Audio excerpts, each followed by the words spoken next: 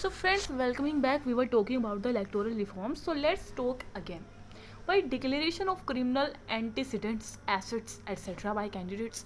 ये 1996 के बाद के रिफॉर्म्स है और 2010 से पहले के रिफॉर्म्स है, जिसमें ये कह रहे हैं कि आपको अपने क्रिमिनल एंटीसीडेंट्स, आपका कोई क्रिमिनल रिकॉर्ड तो नहीं है, कितनी आपके पास प्रॉपर्टी है, ये सब कैंडिडेट को दिखाना होगा। और ये 2003 में आया था।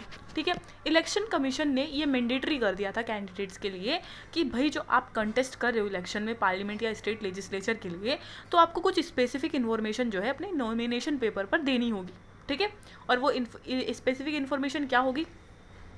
आपके ऊपर कोई पास्ट में क्रिमिनल कन्विक्शन तो नहीं लगा हुआ, कोई एक्विटल तो नहीं है, कोई डिस्चार्ज तो नहीं है। ठीक है, और कितने साल की जेल हुई थी और कितना फाइन लगा था, एवरीथिंग। भाई आपके ऊपर कोई केस तो पेंडिंग में नहीं है 6 महीने के अंदर अंदर। ठीक है, मतलब 6 महीने के अंदर अंदर नॉमिनेशन के कोई पेंडिंग केस तो नहीं चल रहा है। खासकर वो जो कि जिनकी सज़ा होती है इम्प्रिजनमेंट 2 साल या उससे ज़्यादा के लिए। ठीक है, ये भी बताना पड़ेगा कि पास्ट में कोई ऐसा केस तो नहीं था, और ये भी बताना पड़ेगा कि करंट में कोई पेंडिंग में तो नहीं चल रहा है।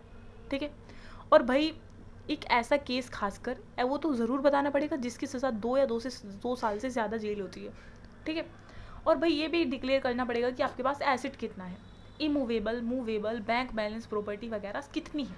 ठीक है, जो कि आपके नाम पर है या आपके स्पाउस के नाम पर है या डिपेंडेंट्स के नाम पर है, नहीं बच्चों के, माँ बाप के, पत्नी के, किसी के भी नाम पर हो। ठीक है भाई, disclosure of liabilities particularly any outstanding due to public financial institutions और गवर्नमेंट। कहीं ऐसा तो नहीं कि लोन वोन ले रखा है। ठीक है, फाइनेंशियल इंस्टीट्यूशंस के कोई मतलब लाइबिलिटी अभी बाकी है जो आपने नहीं पूरी की है, या गवर्नमेंट की, और एजुकेशनल क्वालिफिकेशंस आपकी कितनी है। ये 3-4 बातें जो हैं, आई थिंक 5 बातें आपको अपने नॉमिनेशन पेपर में स्पेसिफिक इन्फॉर्मेशन इनके बारे में देनी पड़ेगी। ठीक है, along with educational qualification also. भाई अगर आपने फॉल्स इन्फॉर्मेशन दी एफिडेविट में, एफिडेविट होता है ना जिसमें कुछ स्वीकृति एफर्म करवाना होता है कि हाँ हाँ मेरे पास ये है वो है, अगर आपने एफिडेविट झूठा निकलवाया, कुछ फॉल्स इन्फॉर्मेशन दी, तो उसको इलेक्टोरल ऑफेंस समझा जाएगा। ठीक है, अब यहाँ पर कुछ डाटा है वो देख लेते हैं भैया।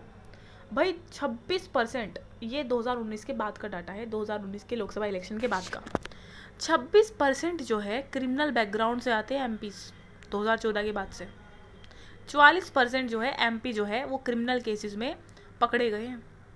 ठीक है, और कम से कम हाफ जो है एमपी लेजिस्लेटिव में वो क्रिमिनल चार्जेस में हैं। 116 उनमें से बीजेपी में से है, कोड 116, 29 कांग्रेस में से है, 13 जनता दल में से है, और 10 डीएमके में से, 9 तृणमूल कांग्रेस से, और नियरली 29% वो हैं जिनके अगेंस्ट अभी भी लोकसभा मेंबर्स हैं और अभी भी उनके ऊपर केस चल रहा है, जैसे रेप का, मर्डर का अटेम्प्ट, क्राइम अगेंस्ट वुमेन। तो मतलब उसका नंबर डबल है, 2009 में तो और भी डबल था। चेंजेस इन राज्यसभा इलेक्शन, 2003 में राज्यसभा के इलेक्शन में भी कुछ चेंज किए गए। सबसे पहले डोमिसाइल रिक्वायरमेंट रिमूव। मैंने आपको राज्यसभा की इलेक्शन की कंडीशन बताई थी, आई थिंक ये रिफॉर्म था बिफोर 1996। उसमें ये था कि या तो आप जो प्रपोजल्स लेकर आ रहे हो राज्यसभा इलेक्शन में, कोई मेंबर है वो जाना चाहता है या स्टेट लेजिस्लेटिव काउंसिल में, तो उस कॉन्स्टिट्यूएंसी के 10% वोटर, ठीक है, या फिर 10 इन नंबर्स, ये लेकर आ जाओ एज अ प्रपोजर। लेकिन भैया यहाँ पर मैं बात कर रही हूँ कि डोमिसाइल की रिक्वायरमेंट क्या है। आप राज्यसभा में राज्यसभा क्या करता है, किसी राज्य को मतलब क्या करता है, रिप्रेजेंट करता है। ठीक है, on the national level, central level. तो डोमिसाइल की रिक्वायरमेंट अब ख़त्म कर दी गई है। पहले क्या होता था, कैंडिडेट को जिस स्टेट से वो आ रहा है, ठीक है, वहाँ का इलेक्टर भी होना पड़ता था, वहाँ वो इलेक्टर भी होना चाहिए। ठीक है, और इलेक्टर कब होता है, जब वो वहाँ पर बहुत साल तक रह लेता है ना। तो भाई अगर तुम वहाँ के इलेक्टर हो, ठीक है, अगर तुम वहाँ के इलेक्टर हो तभी तुम वहाँ से लड़ सकते हो, कॉन्टेस्ट कर सकते हो इन राज्यसभा। लेकिन अब ऐसा नहीं है, अब कैंडिडेट किसी और कॉन्स्टिट्यूएंसी का इलेक्टर हो सकता है और लड़ किसी और कॉन्स्टिट्यूएंसी में चल कर सकता है। ठीक है, और ओपन बैलेट सिस्टम का इंट्रोडक्शन हुआ यहाँ पर। सीक्रेट बैलेट सिस्टम को ख़त्म कर दिया गया। पहले क्या होता था भाई, पहले ऐसा होता था कि जो राज्यसभा में जो इलेक्शन होते थे वो सीक्रेट बैलेट सिस्टम से होते हैं, ठीक है। PR system, proportional representation bye secret ballot, सुना होगा आपने। लेकिन after 1996 that was open ballot system. अब ओपन बैलेट सिस्टम को इंट्रोड्यूस किया गया है, ठीक है। अब इससे क्या होता है, क्रॉस वोटिंग नहीं होती और जो मनी पावर का इन्फ्लुएंस है वो भी कम होता है, ठीक है। और इस सिस्टम के अंतर्गत इलेक्टर्स जो हैं, जो पॉलिटिकल पार्टी से बिलोंग करते हैं, उन्हें अपना मार्क बैलेट पेपर दिखाना पड़ेगा to a nominated agent of the party, ठीक है। जो नॉमिनेटेड एजेंट है ना पार्टी का, उसको दिखाना पड़ेगा कि देखो भाई ये है मेरा मार्क बैलेट पेपर, ये है ओपन बैलेट सिस्टम कहते हैं इसको, ठीक है। एग्जेम्पशन ऑफ ट्रैवलिंग एक्सपेंडिचर, भाई ट्रैवलिंग एक्सपेंडिचर को अब रिमूव कर दिया गया है। मतलब 2003 में एक प्रोविज़न आया गया था, भाई इलेक्शन कैंपेन कर रहे हो तुम, ठीक है, तो उसमें जो आने जाने का खर्चा होगा, मान लो तमिलनाडु में जाकर तुमको कैंपेन करना है और लिमिट है कि आप जो है 10 लाख से ज़्यादा नहीं खर्च कर सकते, पता नहीं कितनी लिमिट है, मैं अभी भूल रही हूँ, 10 लाख तो नहीं होगी आई थिंक। तो उसमें ट्रैवलिंग एक्सपेंडिचर अब काउंट नहीं होगा, ठीक है। आने जाने में हो सकता है कि आप फ्लाइट से जा रहे हो सकता है आप ट्रेन से जा रहे हो, ठीक है, वो नहीं काउंट होगा। अब ये एक्सपेंडिचर अब एक्सक्लूड किया जाता है from included in the election expenses of the candidate.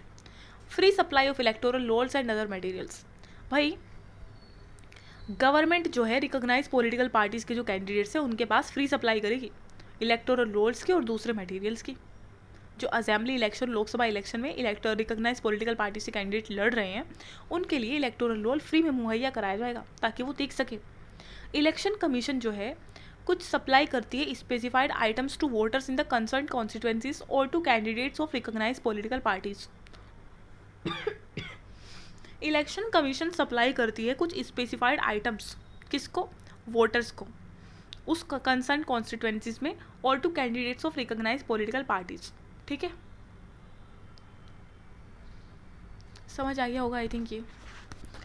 Parties entitle to accept contribution 2003, भाई 2003 में ये भी रिफॉर्म लेकर आया गया था कि जो पॉलिटिकल पार्टीज़ है अब उनको अलाउ कर दिया जाता है कि आप किसी कंपनी से, किसी पर्सन से क्या ले सकते हो, कॉन्ट्रीब्यूशन ले सकते हो, दान ले सकते हो अगर वो आपको देना चाहते हैं तो, लेकिन गवर्नमेंट कंपनी से नहीं ले सकते हो, ठीक है।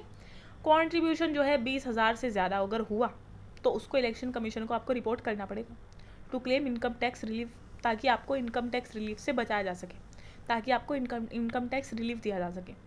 20,000 से ज़्यादा का अगर उन्होंने कॉन्ट्रीब्यूशन आपको दिया है then you would have to report it to the election commission. फिर इलेक्शन कमीशन इनकम टैक्स वालों को कहेगा देखो भाई ये कॉन्ट्रीब्यूशन है, इसके ऊपर इनकम टैक्स मत लेना, ठीक है। और अगर नहीं बताया तो फिर इनकम टैक्स दो, ठीक है। और भाई कंपनीज जो कॉन्ट्रीब्यूट करती है पॉलिटिकल पार्टीज़ को, वो इनकम टैक्स एक्सेप्शन वो होगा, ठीक है। भाई जितना उन्होंने कंट्रीब्यूट किया है ना उस पर उनको इनकम टैक्स नहीं देना पड़ेगा, ठीक है, क्योंकि वो कंट्रीब्यूशन है, दैट समथिंग लाइक ए पुण्य का काम, ठीक है। उसमें कोई टैक्स नहीं लगेगा, इनकम टैक्स वाले उस 20,000 पर टैक्स नहीं ले सकते, 20,000 से ऊपर का अगर अमाउंट हुआ, सॉरी, ठीक है। और ना ही पार्टी टैक्स देगी, बिकॉज अगर वो इलेक्शन कमीशन को इन्फॉर्म कर देती है तो that's the condition. Allocation of time on electronic media, भाई जो रिकॉग्नाइज पॉलिटिकल पार्टीज़ हैं, ठीक है, उन्हें इक्विटेबल टाइम दिया जाएगा केबल टेलीविज़न पर, ठीक है। इलेक्शन, हाँ sorry, not only recognise political parties, let me talk clearly. Election commission equitable time allocate करेगी केबल टेलीविज़न पर और इलेक्ट्रॉनिक मीडिया पर, ठीक है। और ये जो एलोकेशन है, ठीक है, ये डिस्प्ले किया जाएगा और या प्रोपिगेट किया जाएगा एनी मैटर और एड्रेसिंग द पब्लिक, ठीक है। मतलब टाइम एलोकेशन जो है वो कोई भी मैटर फैलाने के लिए, डिस्प्ले करने के लिए, पब्लिक को एड्रेस करने के लिए किया जाएगा। और एलोकेशन बेस किस पर होगा कि कितना टाइम किस पार्टी को मिलेगा, वो इस पर होगा कि पिछली परफॉर्मेंस कैसी रही है पार्टी की। अगर बीजेपी पहले सत्ता में थी तो आपको आपने देखा होगा कि यूट्यूब पर आपको जो ऐड दिखाई देते हैं वो ज़्यादातर बीजेपी के दिखाई देते हैं, है ना। अगर जिस पार्टी ने जितनी सिक्योर की थी सीट्स पिछली बार, उसके उतने ज़्यादा एड्स दिखाए जाएंगे। On the past performance of recognise political parties, ठीक है। Introduction of Braille signage features in EVM, ठीक है। ब्रेल के बारे में आपको पता है, ब्रेल स्क्रिप्ट, है ना, कौन नहीं जानता ब्रेल स्क्रिप्ट को, विजुअली इम्पेयर्ड पीपल के लिए होती है ना, डॉट वाली। तो कमीशन जो है वो रिसीव करती है representations from association of visually impaired persons for Braille signal features in EVM. वही कमीशन, जो इलेक्शन कमीशन होती है, उसको पता होता है कि कोई एसोसिएशंस ऐसी है जहाँ पर बहुत सारे अंधे लोग हैं, ठीक है, विजुअली इम्पेयर्ड हैं, तो उनके लिए क्या किया जाता है, ईवीएम का एक फीचर है जिसको कहते हैं Braille signage feature, Braille signage feature, ठीक है। ब्रेल साइनेज फीचर में जो वो होता है, मतलब कुछ ऐसा होता होगा डॉट वगैरह का सिस्टम। तो भाई इससे क्या होता है, जो विजुअली इम्पेयर्ड वोटर्स हैं वो इंडिपेंडेंटली अपना वोट डाल पाए, उनकी सीक्रेसी बनी रहे, इसको इंश्योर करने के लिए फीचर लाया गया है। अगर आप किसी विजुअली इम्पेयर्ड पीपल को लेकर जाओगे तो उनको तो पता नहीं कहाँ पर क्या करना है, कहाँ साइन करनी है, कहाँ पर अंगूठा लगाना है। तो इसका मतलब कोई दूसरा एजेंट उनके साथ रहेगा और उसको पता रहेगा कि कहाँ पर वोट डाल के आएंगे। लेकिन ऐसा ना हो, उनकी सीक्रेसी बनी रहे, इसीलिए इस फीचर का यूज़ किया जाता है ईवीएम में, ब्रेल साइनेज फीचर, ठीक है। कमीशन जो है वो ब्रेल साइनेज फीचर का यूज़ करती है बाई इलेक्शन में भी। आसिफ नगर, सॉरी, जो कमीशन ने ना इसका जो यूज़ किया था वो बाई इलेक्शन में किया था to the Asif Nagar assembly constituency of Andhra Pradesh in 2004। सबसे पहले इस फीचर का यूज़ 2004 में किया गया था और वो आसिफ नगर असेंबली कॉन्स्टिट्यूएंसी में किया गया था आंध्र प्रदेश में 2004 में, ठीक है। और 2008 में इसको इम्प्लीमेंट किया गया सारी असेंबली कॉन्स्टिट्यूएंसीज में, ठीक है।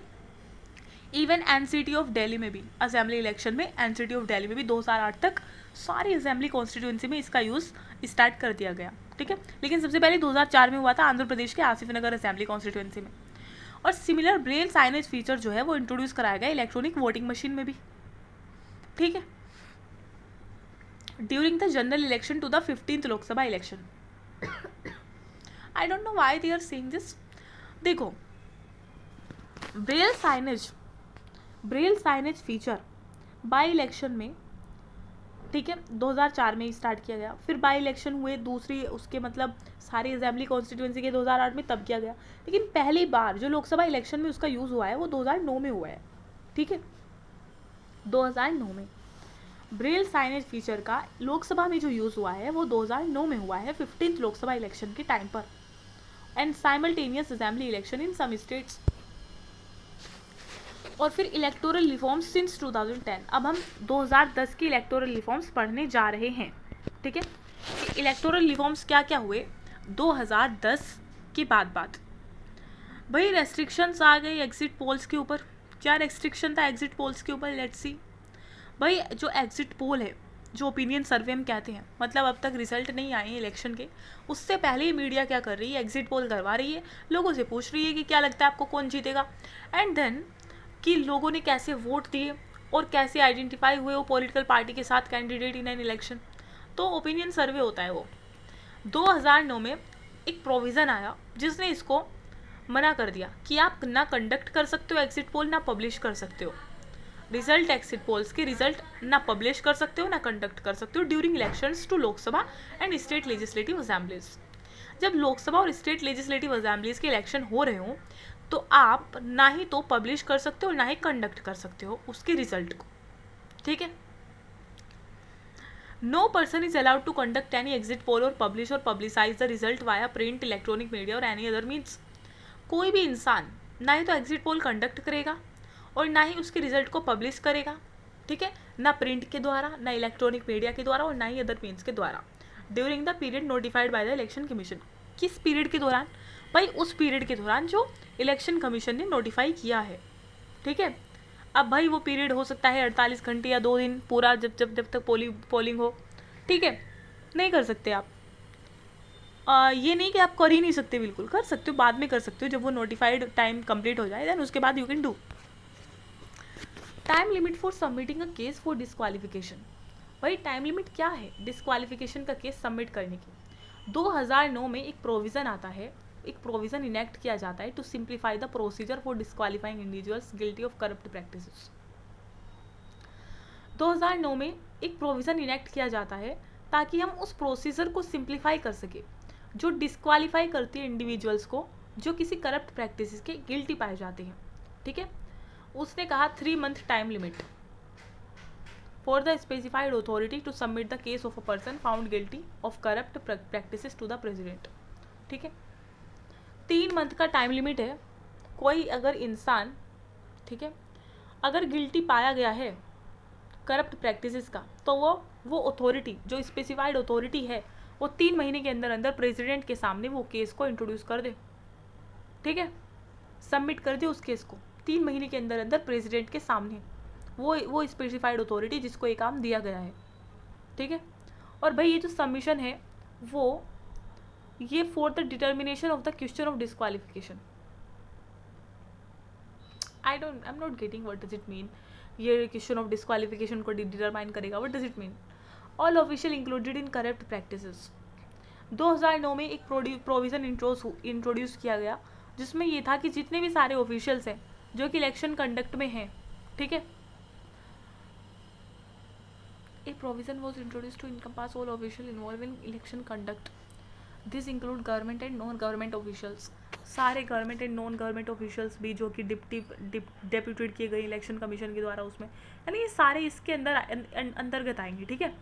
और जो प्रोविज़न एक्सटेंड होता है वो करप्ट प्रैक्टिसेस तक होता है, जैसे कैंडिडेट जो है असिस्टेंट्स ले रहा है to further their election prospects, ठीक है। इंक्रीज इन सिक्योरिटी डिपॉजिट, मुझे पता है पहले 2500 था, 2500 से 15,000 कर दिया गया था पार्लियामेंट के लिए, अगर आप बनना चाहते हो एमपी, क्या सॉरी प्रेसिडेंट वाइस प्रेसिडेंट के लिए था, आई एम रियली सॉरी, ठीक है। लेकिन सिक्योरिटी डिपॉजिट लोकसभा इलेक्शन के लिए 10,000 से 25,000 हो गया था जनरल कैंडिडेट के लिए, ठीक है।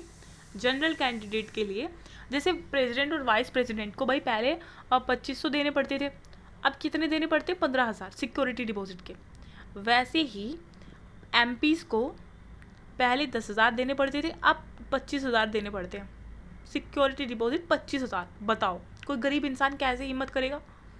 और SC ST कैंडिडेट के लिए ना पता कितना है, 5,000, पहले 5,000 था 12,500 हो गया है, ठीक है, पहले 5,000 था 12,500 हो गया है। और similarly state legislative assembly elections के लिए भी सिक्योरिटी डिपॉजिट अब इंक्रीज करके 5,000 से 10,000 कर दिया गया है फॉर जनरल कैंडिडेट। और SC ST के लिए 2,500 था पहले और अब 5,000, ठीक है। और इसके पीछे पर्पस क्या है कि नॉन सीरियस कैंडिडेट्स को डिस्करेज करना।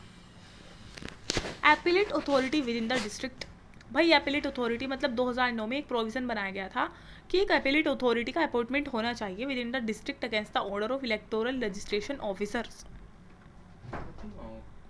बोतल या टांगा सीधी करके सही बैठ, नीचे कर टांगा।